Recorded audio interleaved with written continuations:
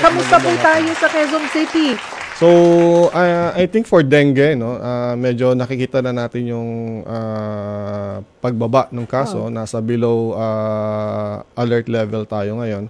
Pero yun nga, kasi ang panahon ay bugso-bugso ang ulan. Ano? Kahit yung kasi pag umuulan, lalo sa panahon ngayon, talagang tumataas ang dengue at ang lepto. No?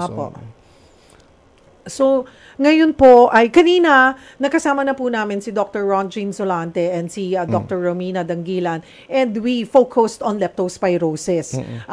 Let's talk about the cases muna din po sa atin sa Quezon City. Then siguro po as a doctor also, let's focus naman on dengue, since ito rin ang kaso na mayroon din tayo sa Quezon City. Na the last time we talked were in One Balita Pilipinas, I understand na mayroon po tayong mga hotspots barangay sa Quezon City. Nadagdagan po ba ito? So, ganun pa rin pero nag-iba. No? Kasi paliwanag ko lang ng konti kung ano yung mga hotspots natin sa tinuturing no, sa ating mga barangay. Sa aming division o yung surveillance unit natin, araw-araw nating minomonitor no, ang kaso ng mga dengue na pumapasok sa ating surveillance system. So pag ang isang barangay ay merong bagong kaso, tapos ay kinukonsidera natin yung kanyang populasyon, ay kinukonsider natin yung incidence nito, ay kinukonsider natin siyang isang hotspot at yung mga karatig barangay niya.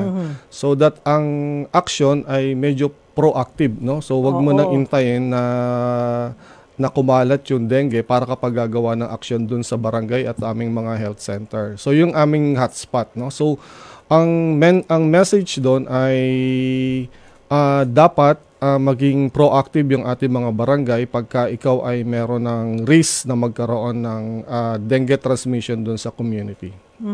Okay. And so far, sabi niyo po, nag-iba, pero nakita nyo bumababa na. Ano pong aksyon ang ginawa ng Quezon City LGU para mas maging aware? Taon-taon na actually, di ba?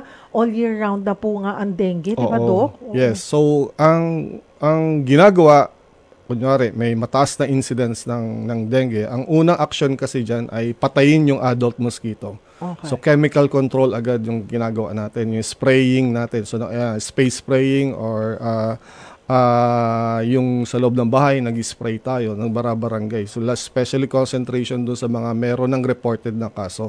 So, yun ang ginagawang una. Kasi para hindi na makakagat yung mga adult mosquito. Yes, so, yun ang unang gagawin. Nasusunod doon yung mga search and destroy na. No?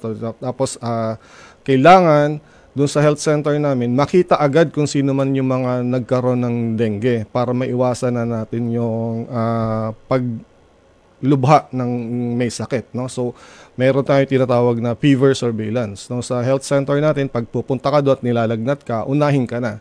So, 3 ang niro-roll out. So, merong itetest ka for dengue, meron tayong NS1 sa health center natin. So, tapos i-roll out ang lepto. Of course, sa panahon ngayon, kung may exposure ka sa baha, gagamutin ka na agad for lepto. Tapos, oo, kasi pareho ng senyales. Yes, pareho lang to. Fever lang talaga. So, tapos, of course, yung ordinary flu. Kasi mayroon pa namang flu season din na. So, yun.